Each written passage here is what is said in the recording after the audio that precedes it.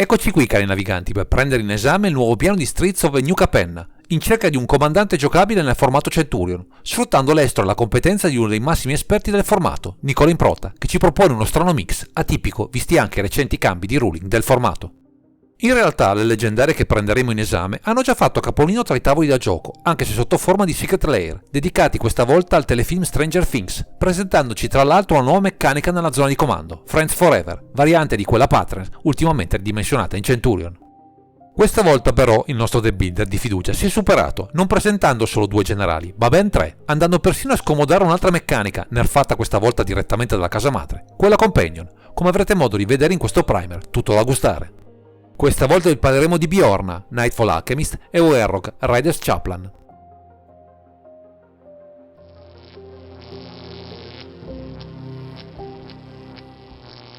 Siamo subissati di leggendarie sia nella zona di comando sia fuori dal mazzo, nel tentativo, neppure troppo velato, di cortocircuitare tutte le limitazioni imposte dai ruling Friends Forever e Companion, almeno in parte, come avremo modo di scoprire in questa complessa disamina, ma andiamo con ordine, analizzando le loro rispettive caratteristiche. Iniziamo da Bjorna, Nightfall Alchemist, che con 2 mana specifici, uno blu e uno rosso, abbiamo un umano con forza 1 e costituzione 3 e 2 abilità, di cui una Friends Forever, necessaria per affiancarla a Warrock nella zona di comando.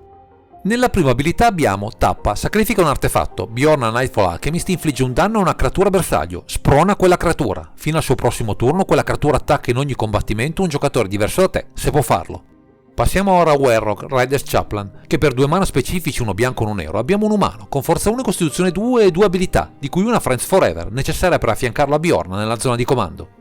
La prima abilità recita: quando Warrock, Riders Chaplain entra o lascia il campo di battaglia, ogni avversario può indagare. Ogni avversario che non indaga perde un punto vita. Tu indaghi X volte, dove X è 1 più il numero di avversari che hanno indagato in questo modo. Infine passiamo ora al Companion, l'Urrus of a Dream Den, che con 3 mana, uno generico e 2 ibridi bianco e nero, abbiamo un incubo felino con forza 3 e costituzione 2, con legame vitale, e che presenta un'abilità e una regola compagno che applicheremo all'intero mazzo.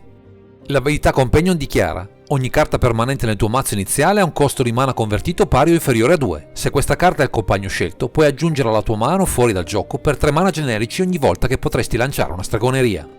La seconda abilità invece recita: durante ogni tuo turno puoi lanciare una magia permanente con costo di mana convertito pari o inferiore a 2 del tuo cimitero. I 2 generali, benché offrano delle abilità carine, non sembrano particolarmente dirompenti, soprattutto se rapportate al formato, ma la vera forza di questa build risiede, strano a dirsi, proprio nel Companion, che funge da grimaldello per arginare i costi della tassa di comando e non solo. Con un piano tutto incentrato a fare value e a sfruttare a piene mani tutte le sinergie degli artefatti e dei permanenti a basso costo, uniti a un color pie a cui manca solamente il verde, ci muoveremo tra i tavoli da gioco in maniera non proprio convenzionale, come giusto che sia per una build così particolare. Non ci resta che addentrarci in questa lista che vede questi Bjorna, Nightfall Alchemist e Warrock, Riders Chaplain, accompagnati dall'Urrus of a Dream Den, solo in apparenza male assortiti e invece pronti a far valere tutto il loro potenziale.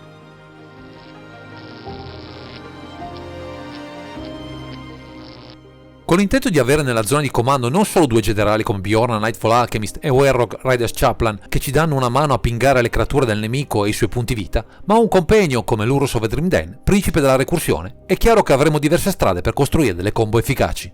Obbligati ad avere una curva al massimo fino a 2 per i nostri permanenti dalla regola Companion, uno potrebbe pensare di non avere molti spazi di manovra e invece, grazie a una carta come Underworld Breach, potremo sbizzarrirci sotto questo fronte. La prima, quella più nota, arriva con Brain Freeze e i sassi a costo 0 come Lionson e Diamond e Lotus Petal, per un effetto di mina infinito verso il nostro avversario, che potrà ben poco contro di noi, senza contare che grazie all'Urrus potremo rigiocare Underworld Breach per ripetere tutto nel caso il primo tentativo andasse a vuoto.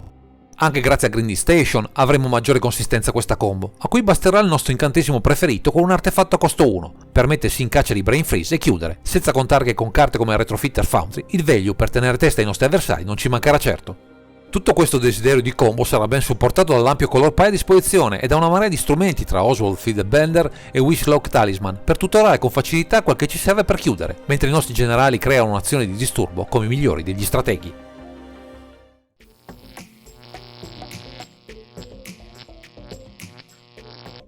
Con una curva mana estremamente bassa imposta dall'Urrus of a Dream Den, vero comandante di questa build, che vede Bjorna, Nightfall Alchemist e Warrock, Riders Chaplain con primari e semplici supporter del color pie, il focus di questa build passa necessariamente da un piano di rianimazione consistente. Dovremmo sfruttare carte come Claim Fame, Malakir Birth, Reanimate e Unearth per avere sempre in campo il nostro incubo felino o qualche pezzo utile, mentre terre come Academy Ruins, tutorabile da Expedition Man, si preoccuperà di recuperare gli artefatti migliori, magari persi tra le interazioni del nemico. Anche proteggerlo sarà una buona mossa, ma come Beverly Bodyguard, Giver of Ruins e Maveron Ruse per le rimozioni, in abbinamento a Lighting Grease e Cavern of Soul, cercheremo di salvare quel che ci fa più comodo dalle molte mestizie presenti nel formato. Con i vincoli del compegno andremo a popolare il board da creature dal costo Gust infimo come Memnite e Omnitorter, utili anche per interagire con Grinding Station o Ragvar Minimal Pilferen per avere value sin dai primissimi turni, cercando di spingere l'acceleratore verso il massimo value in campo possibile. Per dare un minimo di consistenza a un campo di battaglia altrimenti troppo vuoto, utilizzeremo Dragon's Rage Channeler, utile anche per supportare la nostra combo, e pieni di riammissione grazie alla sua abilità Surveil, e Lion Apprentice in grado di darci nuovi bittanti per un'azione di disturbo adatta a darci il tempo necessario per chiudere. Sul fronte del mana, vista l'assenza del verde, ci doteremo di qualche sasso come Overflowing Chalice, Yore Amulet, Mox Amber, Mox Opal, Springleaf Drum e Urza's Bubble, che ci possono sostenere anche senza incidere troppo sulle fonti di esposizione, che in un quadricoloro saranno sempre difficili da assemblare in modo stabile. Con tutte le esigenze e i pieni combo a disposizione, i tutori non possono certo mancare che con Goblin Engineer e Goblin Welder diamo maggiore consistenza alla ricerca dei nostri artefatti preferiti, potendo in alcuni casi fare anche le veci del nostro Lurus, nel caso qualcosa finisse per sbaglio nel cimitero. Non saranno però gli unici elementi popabili su questo fronte, visto che abbiamo accesso a 4 colori, con Artificer Intuition, Diabolic Intent, Enlightened Tutor, Gamble, Profane Tutor, Reshape, Tainted Pack e Transmute Artifact. Potremo coprire diverse esigenze, anche passando dal cimitero, sempre una possibile risorsa grazie all'Urrus.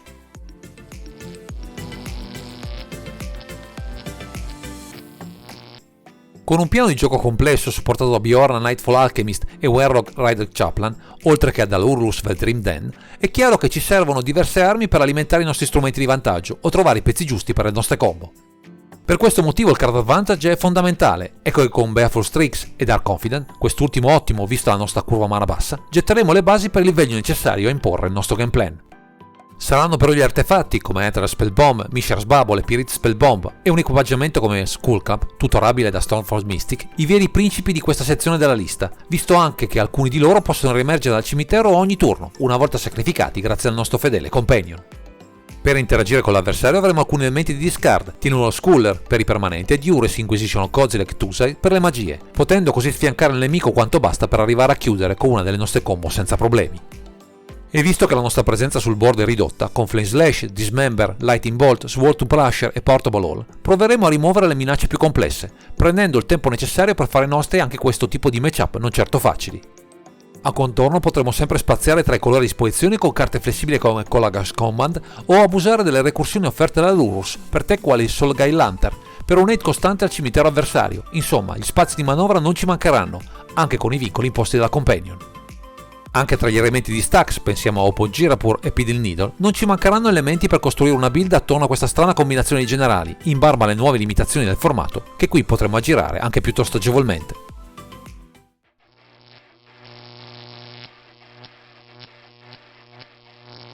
Con i colori a disposizione offerti da Bjorn, Nightfall Alchemist e Werrog Rider Chaplain, in un piano di gioco che vede anche l'Urrus of Dream Den protagonista di primo piano, per la sua recursione dal cimitero, è chiaro che le carte popabili tra le 98 saranno sempre tante, ora e in futuro. Di certo Urza's Saga rivestirà un posto di prim'ordine in un archetipo di questo tipo, visto la forte dipendenza dagli artefatti delle nostre chiusure combo, oltre a una notevole scarsità di bittanti che qui potremo ottenere sotto forma di costrutti, ne avessimo bisogno. Come strumento per ripulire board affollati e in generi esplosive risulterà una valida opzione, tanto più che potremo recuperarla dal cimitero grazie al nostro compagno, ne avessimo nuovamente bisogno nelle fasi successive della partita. Come combo alternativa, utile anche per avere un board di paranti in extremis, potremo inserire Sword of Emic e Tempter Foundry, carta da costo di cast basso ma assolutamente protagonista in una build orientata agli artefatti come quelle ipotizzate in questo video. Per valorizzare al massimo il cimitero sarà buona cosa sfruttare anche Sevinne Reclamation, una carta comoda anche nel caso finisse prematuramente nel cimitero, svolgendo le veci del nostro compagno più che egregiamente. Infine, come possibile protezione al nostro board, Spellscald ti potrebbe dare una grossa mano con il suo sacrificio, senza contare che potrà ritornare in campo in seguito, per tutte le volte che ne avremo bisogno, per ridirezionare su di lui magie altrimenti pericolose.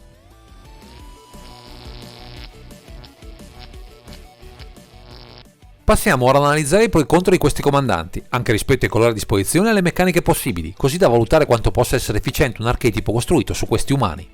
Di certo, con tutti gli elementi a nostra disposizione, potremo costruire agevolmente più di una combo vincente, senza contare che con la resilienza offerta dal nostro compagno, anche le interazioni del nemico potrebbero essere facilmente cortocircuitate il turno successivo. Da sempre gli artefatti dimostrano sul campo la loro efficacia e qui hanno diversi spazi di manovra in cui ben figurare, anche a dispetto di un costo di cast basso, mai troppo vincolante per le nostre possibili vittorie. Infine, l'accesso a ben 4 dei 5 colori possibili ci darà sempre modo di personalizzare e migliorare questa build anche in futuro, quando verranno stampati nuovi permanenti dal basso costo di cast, ma dall'alto potenziale, con il telaio ipotizzato in questo archetipo. Se tutto appare girare fluido e senza intoppi, molto lo si deve al nostro companion, vero comandante nascosto di questa build, fondamentale da tenere in vita e recuperare in fretta, visto che non lo potremo castare una seconda volta, arrivato nelle nostre mani. Con tutte le recursioni ipotizzate in questa build, anche per le nostre chiusure, un Grave 8 spinto potrebbe metterci parecchio in crisi, quindi dovremo prestare la massima attenzione a questo aspetto, se l'avversario proverà a proporci questo tipo di pericoli. Infine dovremo mettere in conto una certa complessità nella costruzione e nell'utilizzo in campo di questo tipo di archetipo, tra i colori da amministrare e le scelte papabili da inserire, con la necessità di una buona conoscenza del meta e del parco carte a disposizione per destreggiarsi a dovere in questo contesto.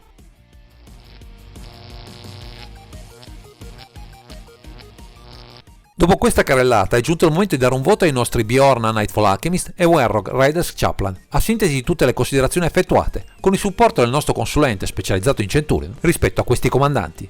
Soppesando tutto, ci sentiamo di dargli un 8,5, viste le grandi potenzialità di questa build, mitigate da una certa complessità nell'esecuzione delle nostre strategie, che richiederanno sempre molta concentrazione per essere attuate con profitto in tutte le situazioni.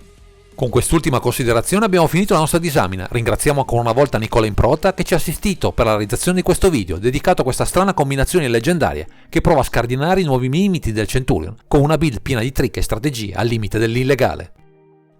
Direi che questo è tutto per questo video. Grazie per averci seguito e non dimenticate di commentare, condividere e sottoscrivere il canale per ritrovarci sempre qui su Underground Sea.